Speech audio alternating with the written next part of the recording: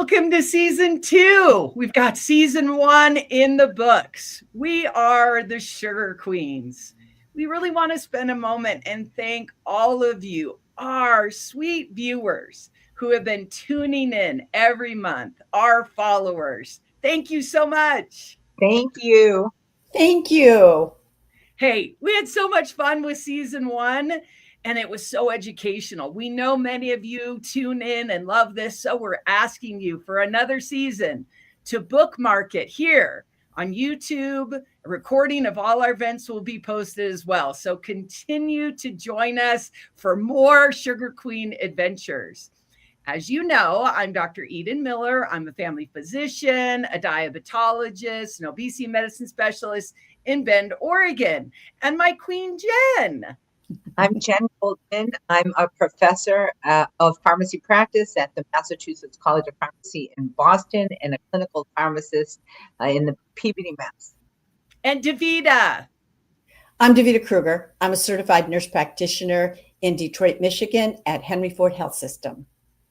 Okay, for the next 25 minutes, we're going to discuss one of my patients. I call him Sweet Ed, not just because this is the Sugar Queens, because he is Sweet Ed. And we are going to do a focus on the use of CGM and basal insulin in somebody who's a little bit of advanced age. Now, remember, we want this to be interactive. We are here for you. You are our family. You're part of the Queens. We're here engaging with you. So please, as we present, put those questions in the chat.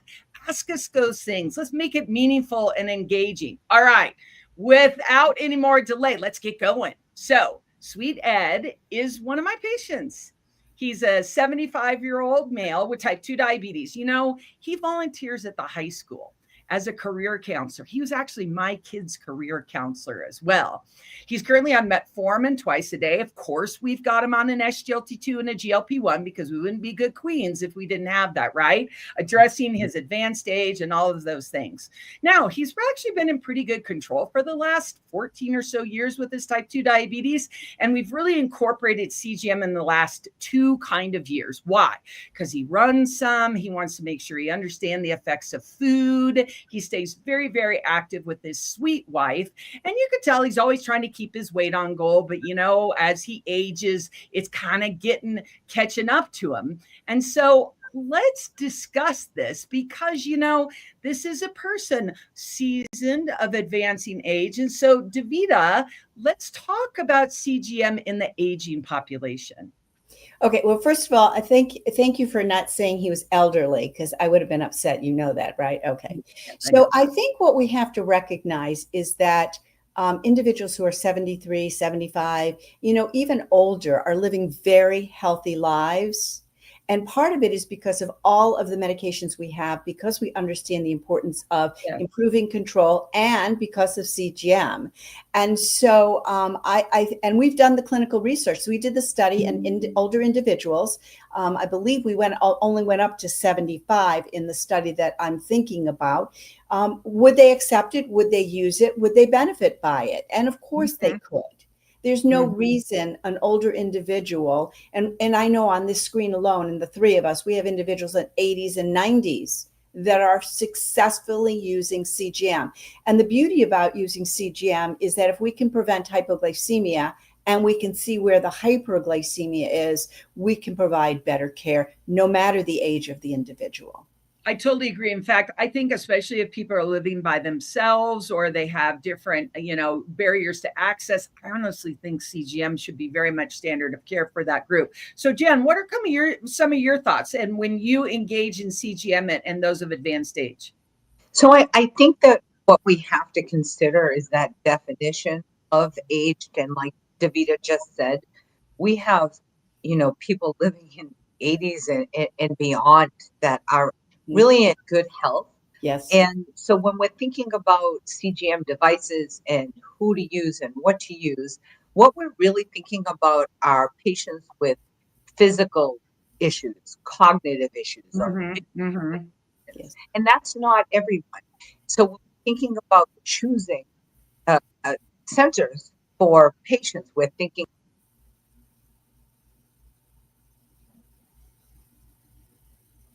Oh, we lost Jen's audio there for a moment. I'm sure she was saying something quite profound regarding this. And so while she fixes her audio, I'm going to chime in because, as Jen was talking about looking at CGM and trying to help with some of those little factors regarding to it. And I think that I can hear her now. So go ahead and finish your thought. I was just saying about automatic applicators so that it's easier to insert. Oh, yeah. Yes. Longer wear time. So things, Yes. if you have people with physical, cognitive, visual issues, so easier to apply, longer wear time, simple display interface. So if they're using their cell phone, so that app being simple display, or if they're using a reader to go with it, make sure that it's loud enough, vibration if necessary, large text, no calibration certainly is helpful. And the other thing that if we're thinking about that vulnerable population is it integrated with family members or caregivers? So we've covered that on.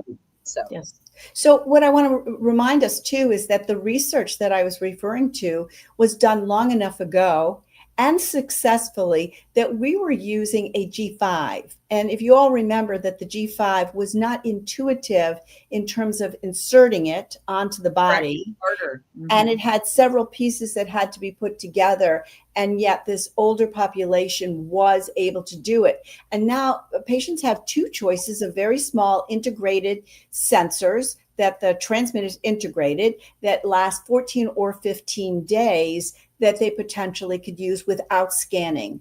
And so there's really no reason why we shouldn't be offering it to an older population as well as a younger population. With that being said, I want to jump to the next slide and take a look at what we were seeing in clinic, where we had an individual who was really doing pretty well with his diabetes, but you can see that his average glucose is starting to rise. His GMI is elevated, that glucose management indicator, that metric that all of us queens love because it tells us where we're at right now.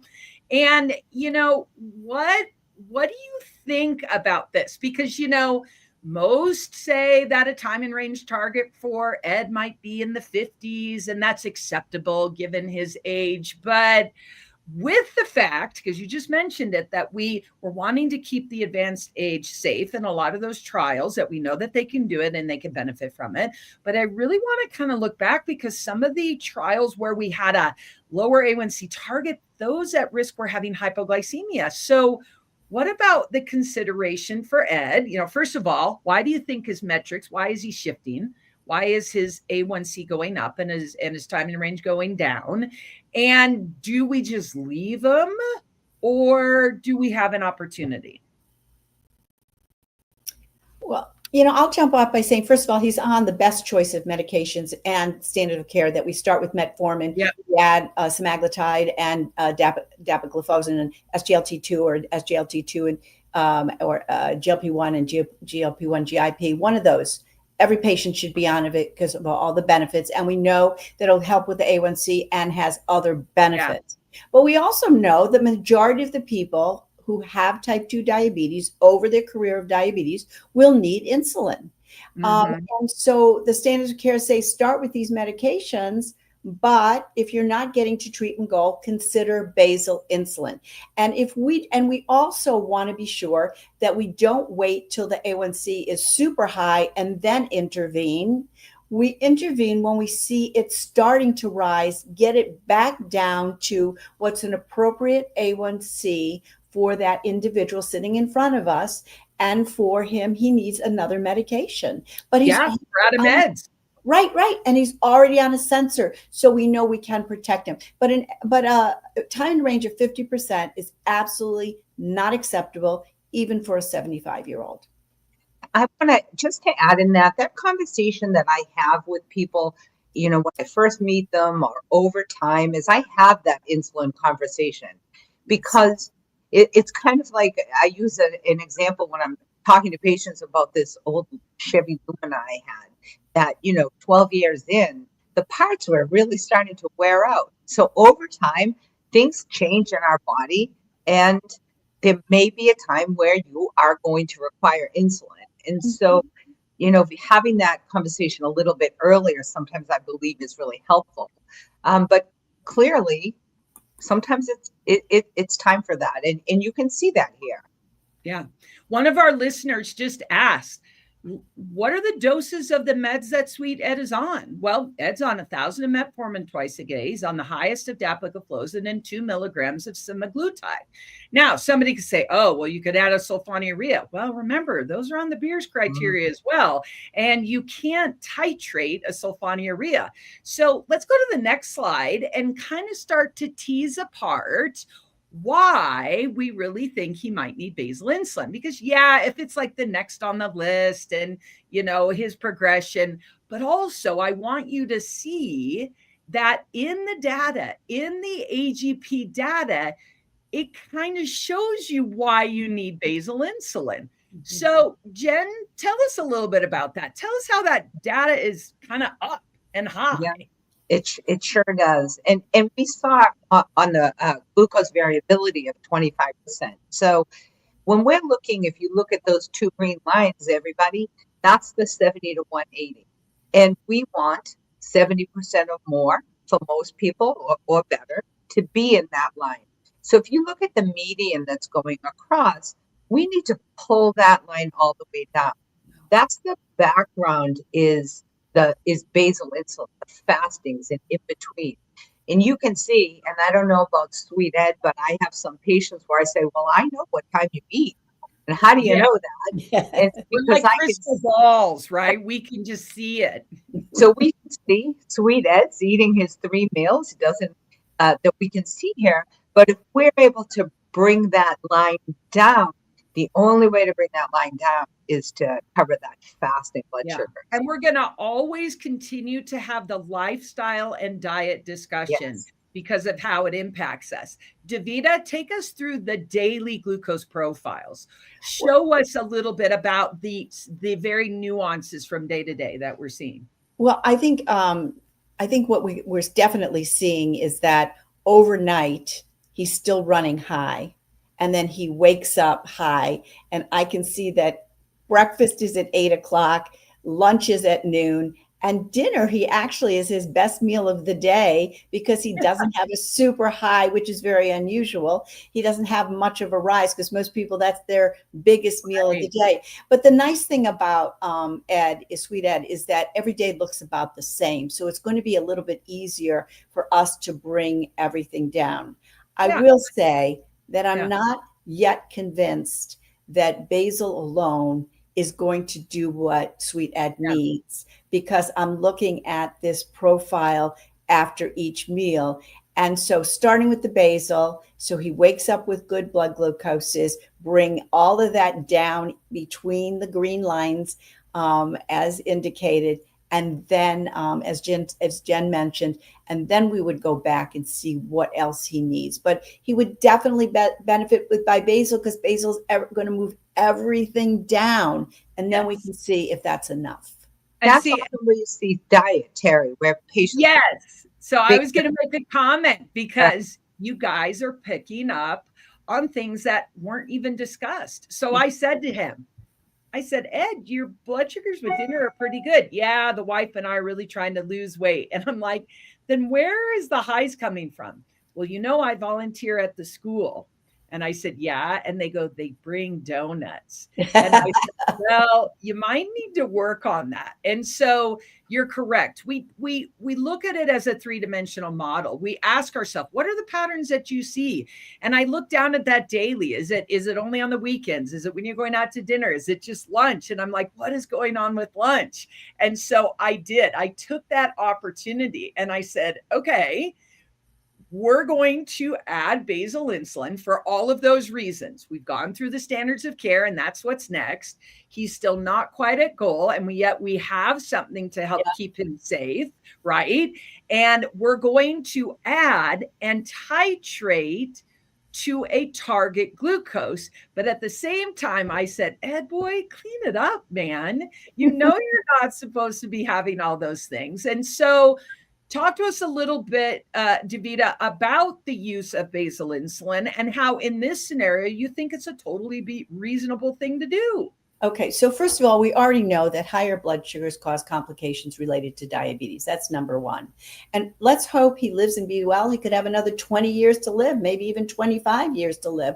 And so it beholds us to get his A1C to at least 7%, maybe 6.8 with it if there's no hypoglycemia. And I have to say, I would never have said that before CGM, because I would have been so concerned about hypoglycemia in an older individual. But now I really think it's negligent not to get their A1Cs down when we have such great therapies and we have continuous glucose monitoring. So if I give him, you give him basal insulin, what's going to happen is everything will move down. If he can change his eating habits, some of that will come down. Again, I think that over time, you just don't produce as much insulin. Yep, and so pancreas. The pancreas says, I'm done. And so he may need some mealtime insulin after he gets the basal. But the first step, and there's no rush to the finish line here. You've done such great things with him. But the first step would be to give him a reasonable amount of insulin that will bring all those blood sugars down. And then we can look to see what's happening after meals and how much nutrition plays into it versus, what else. It's a start. Yeah, for sure. Hey, Jen, talk to us a little bit about some of the study data related to basal insulin and individuals with type 2 diabetes. Well, the Mobile study, we have Queen Davida was actually an author on that study. Of course. That was right. Of course she was. Effective continuous glucose monitoring on glycemic control in patients with type 2 diabetes treated with basal insulin. So this amazing study that Queen Davida was part of was an 8-month multi-center randomized controlled trial with 175 adults with type 2 diabetes, and they were receiving basal insulin therapy without prandial, but they were randomized 2-to-1 to real-time CGM or traditional blood glucose monitoring, so finger sticks, with the primary outcome being A1C reduction, but some of the secondary outcomes also quite impactful. So, of course, in the CGM group, it was superior A1C reduction compared to blood glucose monitoring, but time in range was 59% in the CGM group and 43% in the blood glucose monitoring group, which Davida can correct me if I got that wrong. But the only difference is CGM versus blood glucose monitoring. So very significant improvement in time in range, but also the time in hyperglycemia. And Davida was just talking about those complications of why we want to bring people's blood sugars down.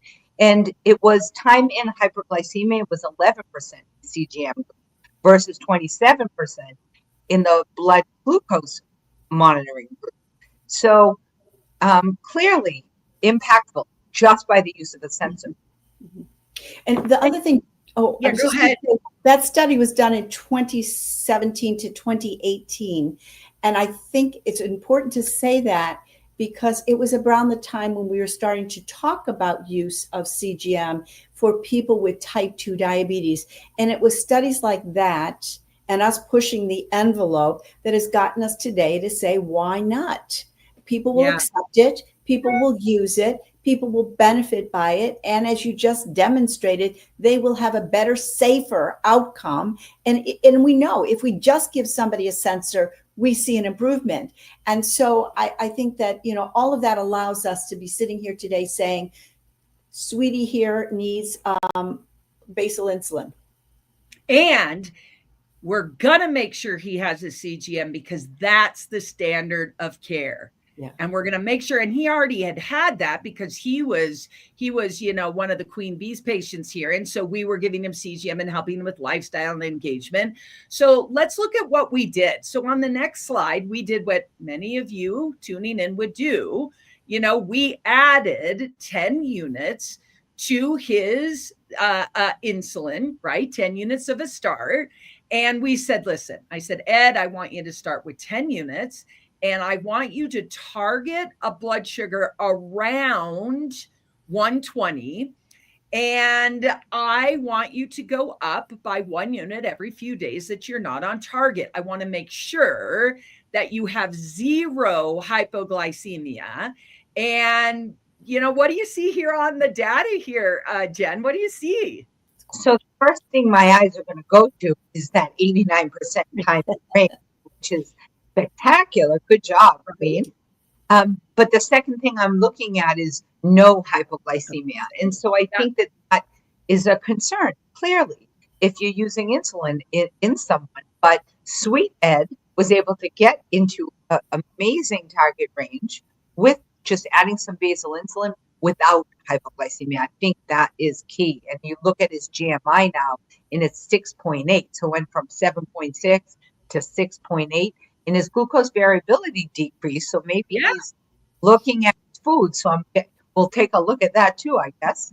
Yes, we will, for sure. Does this kind of mirror what you saw in the mobile study? Yeah, it does. And the other thing is, I think we all need to have a healthy respect for insulin, but not fear it. Yes. And so I think a lot of people think their job is done when they give a patient an SGLT2 inhibitor and a GLP-1 or GLP-1 GIP, and they think, I'm done. I've done everything I can. You have to have a healthy respect for insulin, but you can't be afraid of it. And many of our patients will need it. And yes, these are the kind of things we saw. And because this patient is on a sensor, we can avoid hypoglycemia by giving him a better time in range. So, and look at his glucose variability. It was great at 25. It's under 22. So, I mean, and I'm sure he feels great. Yes, he does. And I'm still having those safety conversations because you're right. In the past, when we didn't have continuous glucose monitoring, all we had was to try to raise the A1C for protection, even though studies have shown that a high A1C may actually have a high rate of hypoglycemia because you're blinded either way. And so it sounds kind of like the queens are saying that maybe we do think we can get better control, better quality of life using CGM with a treatment like insulin, where maybe higher time in range would be something that would be achievable in those people that have advanced age. So if we look at our final AGP slide, because I know you mentioned it because you saw the variability. So Jen, tell me what you see. You mentioned the variability. What happened? So that I wish we had a comparison that we could pull up, and if everybody can remember, that line, the median line, was above the green, but we had those huge increases, postprandial increases at each meal. And so now you can see that whole line has been brought down, and he must have stopped eating donuts. Is that what happened? Oh, I don't think so. Look, from 12 to 3 is the only peaky peak he has. So that little peaky peak is Donut Hill. Oh, maybe he's eating less donuts. If he was in my neck of the woods, I'd be saying he's eating less. He improved his breakfast. Yes, for sure. Yeah, and again, it goes to that testimony, just like you said, Davida, when you were looking, you look at the data. Yeah. So one of our listeners said half a donut. He's doing half a donut. Nice pickup. Yeah. So yes, and guess what? It's real life. This is real life, people. These are people behind the sensors, behind the data. This is and it's not static. No. We're going to continue to have conversations with him, right? And one of the conversations I'm going to have is, Sweet Ed, make sure that if you have any hypo, you're calling me. That we're not overdoing it on the insulin. And when I do see him, even though I'm going to say attaboy, right? Because we got to say attaboy with a great time in range, a great A1C, good improvement from the past to the present.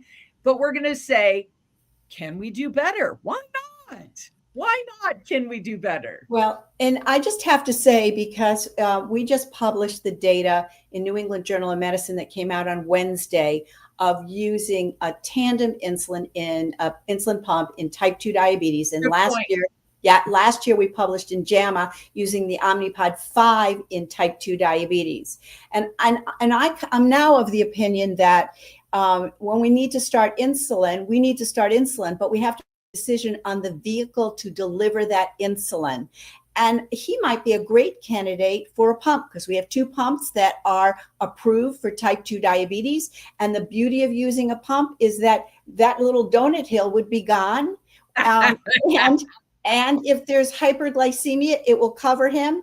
If he's having hypoglycemia, the pump will turn off. And so that might be for a question. And in all these studies, we've had people that are older individuals were included, and they don't have to bolus. There's so many things that a pump will do that injections won't do, and it will still protect. But I think it's something for people to consider. And I hope people will read the article and think about that in their practice as well. We might need to have that as a Queen's episode for sure. What do you think, Jen?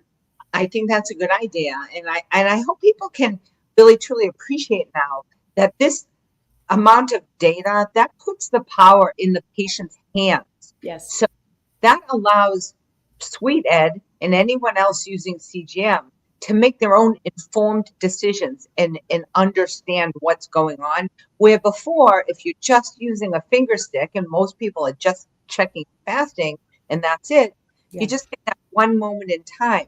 So you can't identify all these issues. And so by having this type of technology allows the pump technology on top of that to have patients be able to do that because of this technology.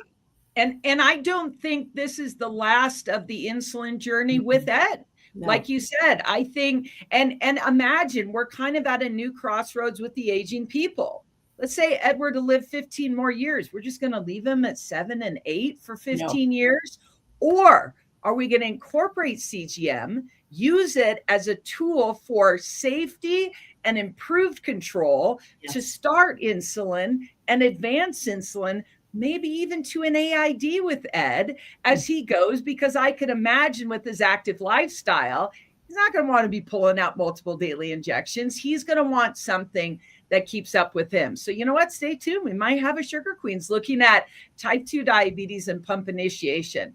Well, as always, it never seems like we have enough time with each other. Never have enough time. And so we're coming to a close. We always want to leave time for questions because our viewers and our people in the world of diabetes out there, all of our team members, we want to make sure that we answer your questions. So please don't hesitate to put them in there. We want to be here. We want to be meaningful for you because, us Queens, we love this. We do this every day. We get excited about it. We want you to be excited as well. So make sure you get your free CME or CE credits. So you can see the link here now. You can go ahead and scan that, fill that out, get your credit.